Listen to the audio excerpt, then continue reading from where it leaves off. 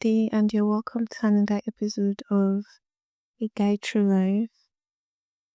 I'm so glad you're joining me today. Thanks for always listening. Just to do a quick recap on our last episode, as usual, I know we do this every episode. If you listen, you remember that we talked about stubbornness and how fear caused the Israelites to rebel against God. They were right at the edge of their promised land. They were right at the edge of their breakthrough. And because of their fear and their doubt, they disrespected and disobeyed God. Remember, they are living in answered prayers, but instead they were so stubborn and ungrateful, and they disrespected God even after everything He had done to show His mighty power. I realized that God loved them so much because of the covenant He had with Abraham, Isaac, and Jacob, and also Moses on behalf of the Israelites interceded several times.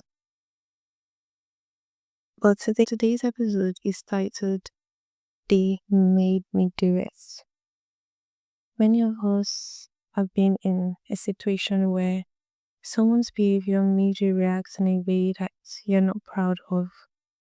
Maybe you've said, I was just angry, I couldn't help it. It pushed me so far. She disrespected me first. He made me do it, she made me do it.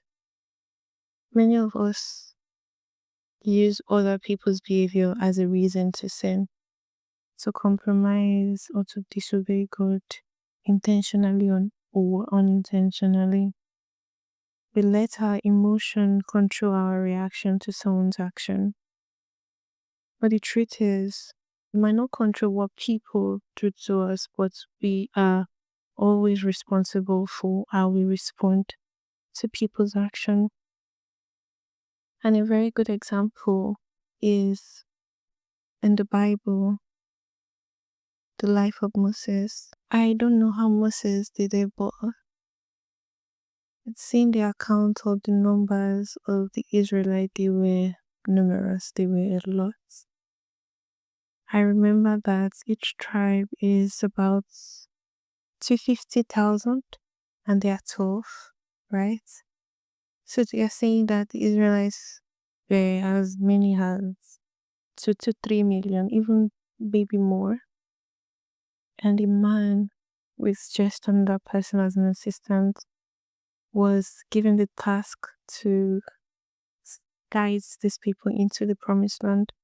That can be really, really overwhelming. It can be, but it didn't have a choice, obviously. There's this time the Israelite got to the wilderness of Zin in Numbers 20, verse 1 to 12.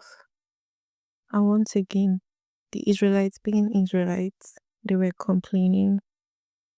And they said, and I quote, "If only we had died with our brothers before the Lord.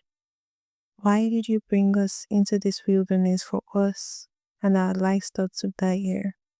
In my last episode, I said what they said, that they would have preferred they died in Egypt or in the wilderness. And because of that, God punished them because they rebelled. And this time they're doing the same thing again. But this time they didn't rebel directly to God. They were talking to Moses and Aaron. And Moses, being Moses, he went to beg on their behalf because there was no water to drink. And God told Moses, "Take the staff and speak to the rock. Before their eyes, it will pour out its water. It will bring water out of the rock for the community." But Moses was so hungry. He said, "Listen, you rebels. Must we bring you water out of this rock?" I think, number one offense, he forgot that he wasn't the one bringing water out of the rock. It's God. So why would he make that statement? But instead of Moses to speak to the rock as God instructed him, he struck the rock twice. But I still came out though because God is good and is merciful. But Moses had already disobeyed God.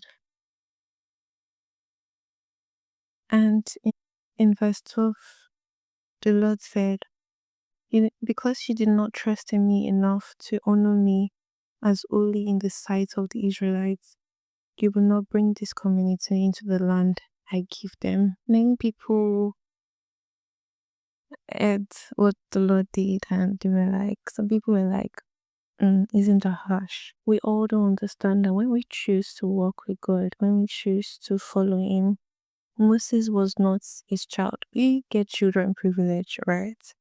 We are like father and sons, father and daughters. But Moses was a servant. It was meant to serve God. Like, I'm using it to bring my people out of the Israelite. So God expected Moses to know better, even if the Israelites are stubborn and ungrateful. Not you, Moses, because God spoke to Moses face to face. But because Moses was frustrated, he was tired, it was human, but his emotion led him to misrepresent God in front of the people. The crime is not him getting angry, crime is him disobeying. Even after he said, Listen, you rebels, must we bring you water out of this rock? And he spoke to it, God will not punish him. But because he struck the rock out of anger, he felt like, you know what, I know you said that you should do it this way, but even if I do it my way, these people, they've pissed me off. God told him to demonstrate trust, but Moses acted out of frustration. And I get it. Like, who wouldn't be the Israelites I loved, but that did not excuse Moses. He should have known that he's responsible for his reaction towards them. Imagine if Moses said to God, when God punished him, they made me do it.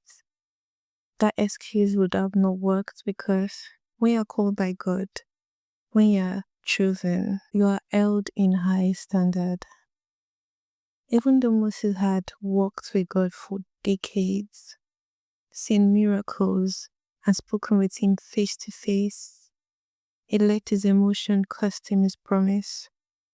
Obedience matter, even when you're angry, even when you're tired, even when people push your buttons, you have to obey. In Luke 12, Jesus said, The servant who knows the master's will and does not get ready or does not do what the master wants will be beaten with many blows.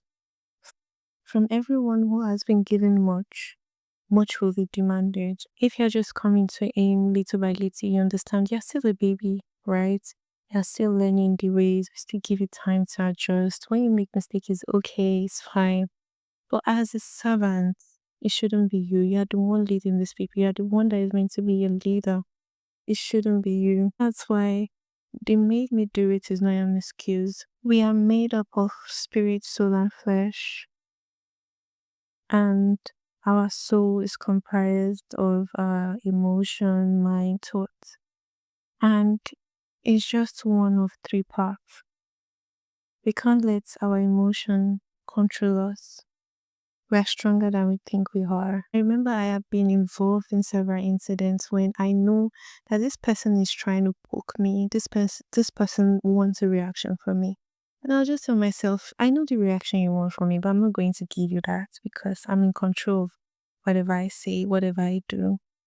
And you're not going to like bring out the worst in me because I would not fall for your tricks.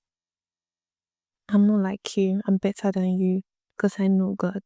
And if you know God, so you will know that you shouldn't do that to me. In Galatians 5:16, it says, So I say, walk by the Spirit, you will not gratify the desire of flesh. If we focus more on our spirit instead of our emotion or our flesh, we will always obey God. I explained that righteousness means obeying God. That's just righteousness. People think, doing the right thing. Doing the right thing still equals to obeying God because it's only God that can tell you what is right and wrong. And if it tells you this is wrong and you say, okay, fine, this is wrong, and you obey, righteous. And also, Jesus taught himself that if anyone slap you on the right cheek, turn to them the other cheek also. As I'm speaking to you, it will take me a whole lot for someone to slap me, and I'll be like, yeah, slap the other cheek. It is very, very hard. But this is just the definition of working in the spirit. This is the definition of trying to build a relationship with God. We have to be like Christ. Like, people should be able to see us and see Christ in us. I honestly don't think I've reached that point yet. I'm still learning, like everybody out there. I'm still trying to get better and better. I pray for strength every day from God to be able to be like Christ. If I can control my tongue, my anger, my emotion, then I know the Holy Spirit is winning in me. Because, sometimes when people say things like the devil made me do it, blaming the devil again, the devil made me do it. But when they say, oh, it's the devil, I remember that time I'm like, oh, you guys should take responsibility for your action. Yes. But the truth is sometimes when we take deeply, the devil can't make you do anything. You have free will. But he will whisper in your ear. And if you let him win by doing what he wants you to do, then you're not even that strong. It's a battle, yeah. I've always said this whole thing started with a battle. And that's the heavenly war where there was a war between God and Satan, fallen angels and all of that. And Satan wants to increase his army, increase his number. Same with God, he wants people to follow him instead of damnation, instead of death. God has power to create us. But even after God created us, Satan has always found a way to ruin everything and to use you. Do you want him to have victory over your life? I'll prefer to have God like victory over my life than Satan. I'll prefer to do the right thing and be like, yeah, I'm proud of myself for doing that, because that took a lot of strength. We are all on a journey. There'll be a moment where people try us, insult us, disrespect us, tempt us, but we all have to remember that God will not excuse our disobedience because of someone else's behaviors. You should know better. Yeah, my child, you should know better. There are instances where a family friend will come to your house to just come say hi, and you know and he knows that when you're done eating, you clear the plates in. That's the rule of the house. If the stranger or the family friend leaves that plate on the table, your mom probably will just say, oh, you should carry your plate to the kitchen, or maybe just ask you to carry the plate to the kitchen. But I don't think the boy you will. So actually you that you know the rule to leave your plate there, she will beat the hell out of you because she expects you to know better. That's just how it is with God. God expects you to know better. You read the Bible, you know the word, you should know that you shouldn't let your emotion cost you promised land. You should know that. You should not let your reaction make you misrepresent God like Moses. And also, don't let the word push you to become someone God didn't call you to be. You're meant to represent Him. So we have to act right. We can't blame others. Adam told God that Eve made him do it. And he was even rude. He said, the woman gave me. Very rude. Made me do it. God did not say, oh, because of it's Eve that made you do it, let me just punish Eve. He punished him because he's like, you know better. You're smart. I created your brain for a reason, and I gave you instruction for a reason. So you should know that you shouldn't do this. We are all struggling with self-control. I still have attitude. I still pray to God that God teach me to be calm. Teach me to be like Jesus. I used to tell many people I have anger issues, but they don't believe, but I do. But I have been working on it so badly because I don't like when I am in a situation with somebody that we are fighting and my anger makes me be at fault eventually. Like, because of I was so angry, I did something that will make me be at fault. If I'm going to be without fault, I want to be without fault entirely. I don't want them to say, oh, you too, why did you? Nah. This person pissed me off. This person made me very angry, but I didn't do anything. They're not going to be like, oh, you too, why did you slap her? You know that. Nah. So I'm always very careful because I don't want to find myself in a situation where someone wronged me and I will eventually be at fault based on my reaction to what the person's action was. So if you're struggling like me with emotional control, anger, being provoked easily, we all need to go to God in prayer. Just have to tell God, Father, please give me the grace to respond like Jesus. Help me walk in the Spirit, not in the flesh, and it will help you every single time. If that moment you're so hungry and you're like, you just want to ask, you just think about God and be like, God, just, calm me down, hold me, don't let me eat this person, don't let me punch, hold me, hungry receipt, hold me, let's. So we should tell God that and He will help us out. Thank you so much for listening to me again today. I pray this message bless you, strengthen your work with God. Until next time, bye.